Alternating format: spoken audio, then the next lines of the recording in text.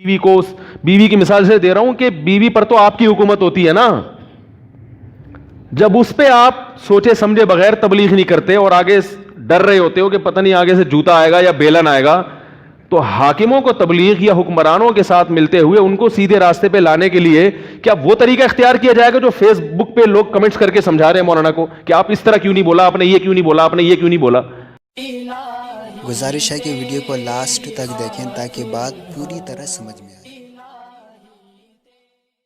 اور مولانا کو عزت اور شہرت کی ضرورت بھی نہیں ہے, کیونکہ مولانا کی شہرت عمران خان سے کئی گنا زیادہ. عمران خان کی شہرت اس وقت تک ہے جب تک وہ وزیر اعظم ہے. اگر وہ وزیر اعظم کے عہدے سے معزول ہو گیا تو مولانا طارق جمیل صاحب کے چاہنے والے, ان سے عقیدت کرنے والے پوری دنیا میں موت تک ان کے ساتھ رہیں گے. عمران خان کا ایسا ساتھ دینے والے لوگ نہیں ہیں. میں برائی میں نہیں کہہ رہا, نہ میں اچھائی میں کہہ رہا ہوں, میں ایک بات کر رہا ہوں. تو مولانا کو کیا, مولانا کا شمار کہا جاتا ہے کہ دنیا کے 5 مؤثر ترین لوگوں میں ہے. یعنی جو ریسرچ ہے نا کہ دنیا کے 5 وہ لوگ جن کو سب سے زیادہ دنیا میں سنا جاتا ہے, ان میں سے ایک کون ہے؟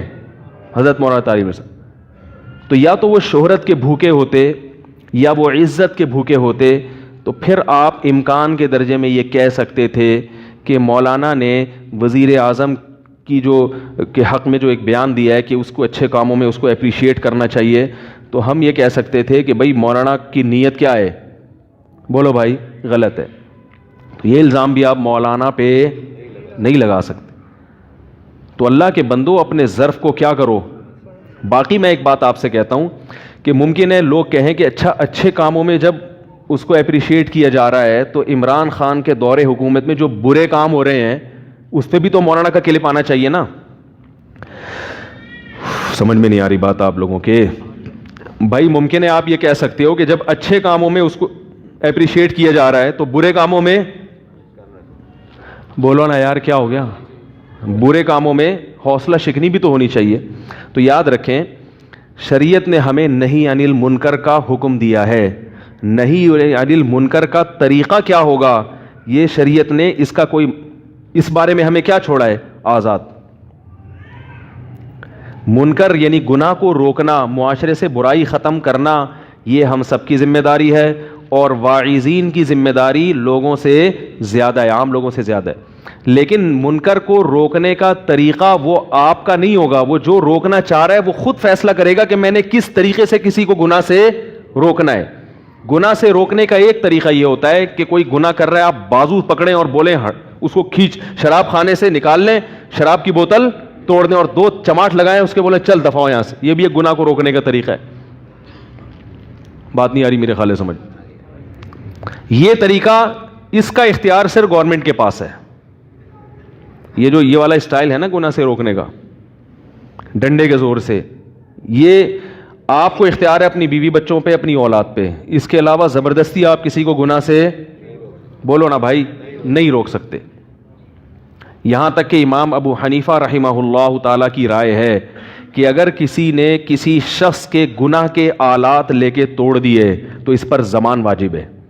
آپ نے کسی گلوکار کو گاتے ہوئے دیکھا, وہ بجا رہا ہے اپنا باجا, تو یہ گناہ کا آلہ ہے نا, گناہ معصیت کا آلہ ہے. وہ اپنا وہ ٹڑنگ ٹڑنگ بجا کے ناچ رہا ہے, گٹار. تو آپ نے کیا کیا, آپ نے کہا نبی صلی اللہ علیہ وسلم کی حدیث ہے من رأى منکم منکرا فلیغیرہ بیدہ, حدیث میں آتا ہے جو گناہ کو دیکھے اسے چاہیے اپنے ہاتھ سے تبدیل کر دے. اگر استطاعت نہیں ہے تو زبان سے. آپ نے کہا مجھ میں چونکہ استطاعت ہے, آپ گئے اس کا باجا لیا, دھاڑ کر کے توڑا اور نعرہ تکبیر لگاتے ہوئے بھاگ گیا کہ آج میں نے گناہ کو اپنے ہاتھوں سے توڑ دیا ہے. اور یہ حدیث پیش کیا آپ نے.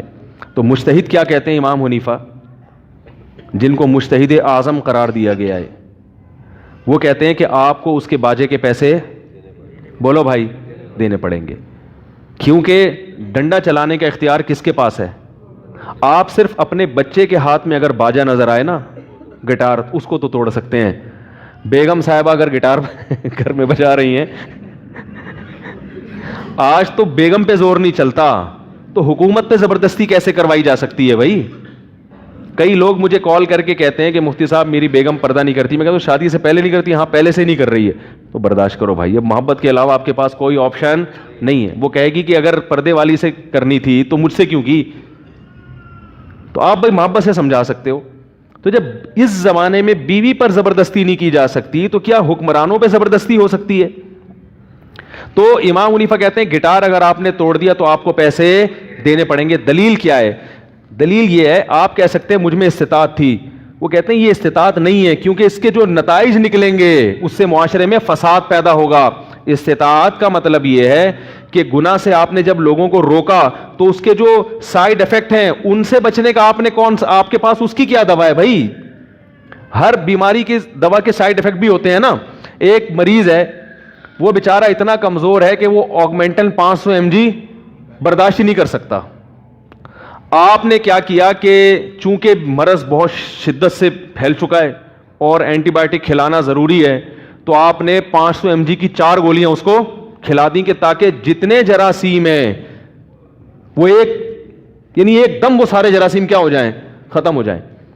اس سائیڈ ایفیکٹ میں وہ جو اتنا بڑا جرثومہ ہے نا جو مریض ہے وہ بھی کیا ہو گیا. تو بھائی اس کا سائیڈ کے نتائج جو اس کے ضمنی نتائج نکلیں گے, ضمنی نقصانات ہوں گے, اس کی بھی پہلے سے تلافی بولو بھائی ضروری ہے. تو امام حنیفہ کہتے ہیں کہ گورنمنٹ یا حکومت جب ڈنڈا چلاتی ہے تو اس کے پاس سائیڈ ایفیکٹ سے بچنے کے طریقے بھی ہوتے ہیں, بلکہ اس کے سائیڈ ایفیکٹ ہوتے ہی نہیں ہیں, اس کے نقصانات ہوتے ہی نہیں ہیں, اور اگر ہو تو حکومت کے پاس اس کا حل ہوتا ہے. پبلک جب یہ کام کرے گی اور قانون اپنے ہاتھ میں لے کے لوگوں کے معصیت کے وہ باجے توڑے گی اور جا کے ویڈیو سینٹروں جو فلمی جہاں گانے وغیرہ ان دکانوں پہ آگ لگائے گی یا توڑے گی, تو اس کے جو سائیڈ ایفیکٹ ہوں گے ان کا لوگوں میں تحمل نہیں ہوتا. نتیجہ کیا نکلے گا کہ برائی وقتی طور پہ ختم ہوگی مگر نتیجے کے لحاظ سے برائی اور زیادہ پھیلے گی. تو نہی عن المنکر کا جو حدیث میں آتا ہے نا کہ مر رأى منکم منکرا فلیغیرہ بیدہ, جو تم میں کسی منکر کو اپنی آنکھ یعنی دیکھے تو اسے چاہیے اپنے ہاتھ سے تبدیل کر ڈالے. فإن لم یستطع, اگر استطاعت نہیں ہے تو پھر کس سے کہے؟ زبان سے.